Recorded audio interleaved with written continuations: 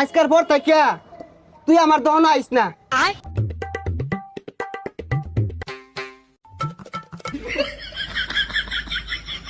চিনিটা চার লগে মিশাইলা ওই সময় চা মধ্যে চিনি কম দিছি।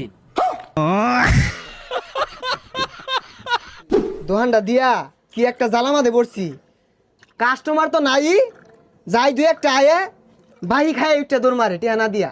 12 বছর কবিরাজি হলাম, আমার ওই গ্যাস্ট্রিক চিনা ও চা খাইলে গ্যাস্ট্রিক হইব, আমি চা খাইব আমি।